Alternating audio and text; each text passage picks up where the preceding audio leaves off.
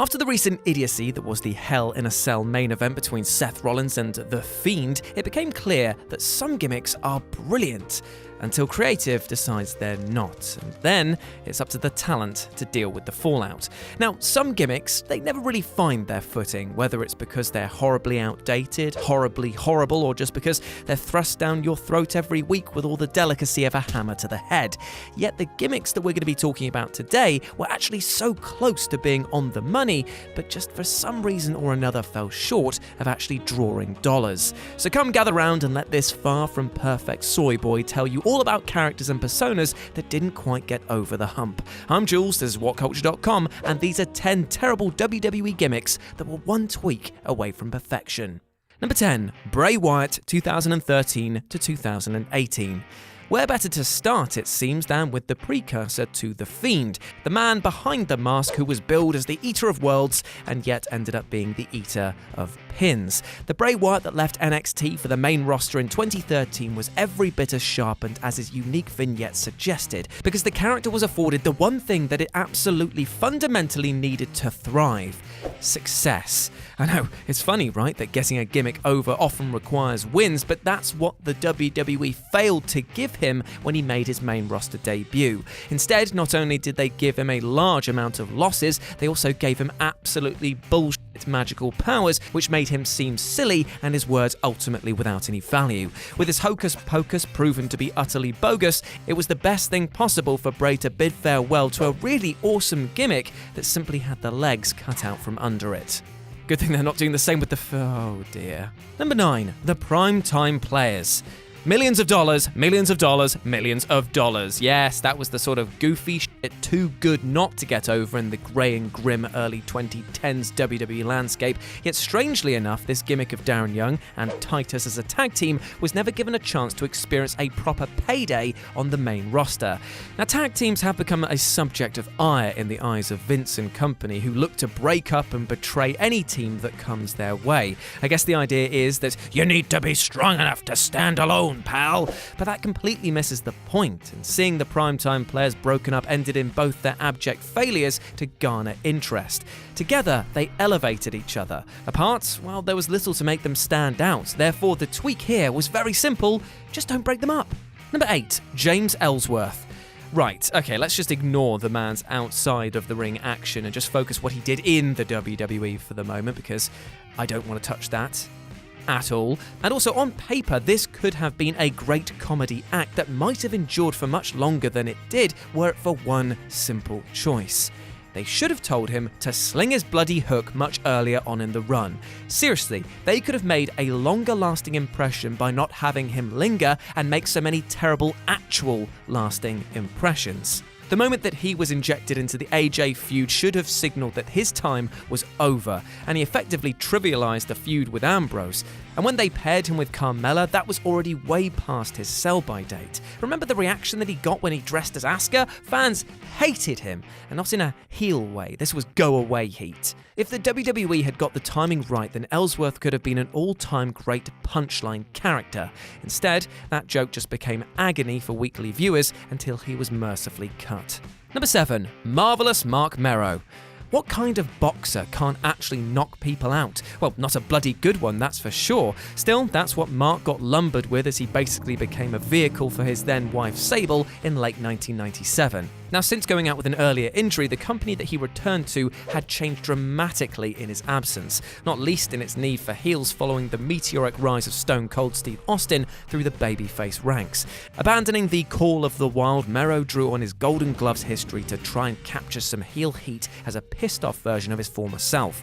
However, the issue was that he very rarely made use of his boxing in the ring outside of checking for sports cups with his fist in order to get a cheap win. If he'd leaned more on this and maybe not been so willing to let Stone Cold decimate him, the gimmick could have been the 1-2 punch that the WWE needed. But alas, it was not to be.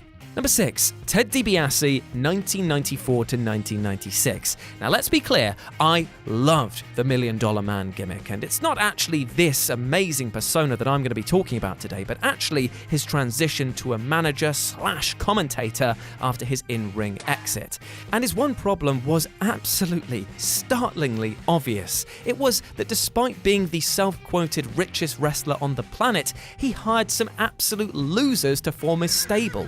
Very rarely were his hires successful, nor did he particularly hold many of them to account for the multiple drab losses in the years that he ran the group. Of all of the dorks and losers linked to the team, only Bam Bam Bigelow paid a penalty for a heavy defeat, but in at least making the WrestleMania main event in 1995, he bettered the efforts of his colleagues. His firing resulted in the closest he ever came to a proper run atop the company. And it's a shame because, and I hate to give this man credit, Shane McMahon proved how this gimmick should have been done years later. Here, Shane was a rich asshole paying goons to hit hard at his enemies, and he looked good doing it. DiBiase might have had the laugh, but he didn't have the last one, it seems. Number 5, Nails. Nails was, believe it or not, a decent character who was just marred with so much crap on top of it that he ultimately buried himself. All the WWE had to do was actually acknowledge what the Big Boss Man had done to him and give his backstory some legitimacy. He told the world that he'd been locked up and abused by the Big Boss Man for a crime that he didn't commit, causing deep depression during his oppression. WWE never bothered to acknowledge it, and that led to the feud's biggest problem. You see, at this point in time, the Big Boss Man was a face turning in 1990. Therefore, when Nails came out looking to get justice on the man who'd mistreated him, he did so as a heel. It was the wrong move, and if the WWE had just made the Big Boss Man heel, then it would have meant that there was a redemptive arc and more gas in the tank for this former inmate. This humanizing quirk could have fleshed out a rather one-dimensional gimmick beyond the jumpsuit and prison patter. But that is not what we got. Number 4, the Gobbledygooker. Had the Gobbledygooker been everything that he was supposed to have been, he might have actually stood a chance. I know it is utterly mad to say this, but just consider the following. At this time, the WWE wanted a kid-friendly mascot to just dick about between the matches, like every mascot at any other sporting event that's ever happened. So this in itself wasn't as daft a deal as it could have been, and might have actually ended up being a merchandise powerhouse if they had booked it right. What the WWE absolutely shagged, though, was his build, his arrival, and his introduction. After all, there is only one fleeting chance to make a good first impression, and Survivor Series 1990's Gobbledygooker debut was categorically not it. The mammoth egg that he laughably emerged from was ridiculous, yet for some reason had drawn enough interest at this point, which actually meant that the payoff was an immediate disappointment. Therefore, if they had done anything other than hatch him out of a bloody egg, this might have actually succeeded. As mad as that sounds. Number 3, Giant Gonzalez. Gonzalez might not have been his build 8 foot, but much like how him standing down Sid Vicious in WCW sold the idea, his Royal Rumble 1993 annihilation of The Undertaker was made completely believable thanks to his remarkable height. As a wrestler, he was pretty much the exact opposite to your mum in that he never felt good at being in the ring. However, he could have been an absolute powerhouse with the right booking and the right bloody costume. Seriously, no idea what they were thinking with this furry, drawn-on abs, inside-out look. And also, yes, that was my one per list. It was not a good fit, and in a rare example of WCW doing sports entertainment better than the WWE, they managed to figure out a better look for the Giant. They put him in space gear to show that he was possibly not of this world, whereas the WWE made him look like he'd just been to the vet with mange and got shaved. Would it have raised his stock to be dressed differently? Well, who knows, but it would have certainly helped to have not been shot dead as soon as he got out of the gate, thanks to his get-up. Number 2, fake Razor Ramon and Diesel. Now, this isn't an effort to defend the indefensible, but presented entirely without context, the idea of sending out fraudulent versions of old gimmicks was patently absurd. Even with a broad explanation, it's still quite ridiculous. But had the WWE committed to the original concept with the same vim and vigor of Jim Ross on night 1, it might have stood a chance. It might have. JR's scathing assault on Vince McMahon was one of the promos of the year, instantly creating a heel persona that was more than willing to destroy his employers from the inside. His first method of attack, pure embarrassment. Air quotes Razor and air quotes Diesel were intended to be laughable mockeries of both the company's plight and the charmingly cheesy fancies of Vince McMahon's promotional style. But rather than simply parodying these men, Ross's narrative was that he was a star maker and could have resulted in Vince and his fan base fuming at the sight of these imposters. Enraged at the flamboyant arrogance of a man that he'd accidentally allowed into his organization who was now reveling in wrecking it via these humiliating tactics, it could have been brilliant. But instead, the pair somehow just became part of the roster. Commentators that once fumed over their fakery just started calling them Razor Ramon and Diesel.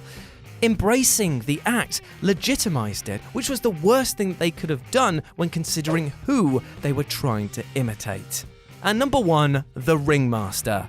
Steve Austin was so close to perfection in 1996, but it wasn't until 1997 that he truly became the master of the ring by ejecting the last thing holding him back. Ted DiBiase. Again, I'm not having a go at the man, but really he was the last vestige that was preventing Austin from becoming a superstar. The Ringmaster gimmick just didn't fit him. He was a solo act that was walking around with a brilliant but ill-suited belt and a manager that did all the talking for him. That's just not Steve Austin. Being the $1 Million Man's top charge at that point was to be damned with the faintest praise in the entire company. DiBiase's corporation was a busted hand within a year of formation, and Austin was just the last guy propping it up. The tweak was so blindingly obvious that he even managed to use a storyline defeat to his advantage in making it happen. DiBiase promised to leave the company if Austin lost to Savio Vega at May 1996's In Your House, Beware of the Dog 2, and in an inspired post-mortem on his loss, Stone Cold implied that he threw the contest in order to ditch this dead weight. A brilliant move if ever there was one. And there we go, those were 10 terrible WWE gimmicks that were one tweak away from perfection. I hope that you enjoyed that, my friends, and please let me know what you thought about it down in the comments section below. I hope you go out there and have a fantastic day, whatever you are getting up to. Because, you know what, we talked today about things being so close to perfection, but not quite getting there. And you know what, that is a real struggle in a day-to-day life. It can be exhausting trying to chase perfection, and you know what, this isn't said enough. You don't always have to be perfect. You are allowed to make mistakes, and you are more than allowed to learn from those mistakes. So try and treat yourself fairly as best you possibly can, both physically and mentally. Take a break when you need to, and remember, you can always ask for help. There is no shame in that. As always, I've been Jules. You can go follow me at RetroJ with a 0 over on Twitter if you'd like. As always, you have been awesome. Never forget that, and I'll speak to you soon. Bye.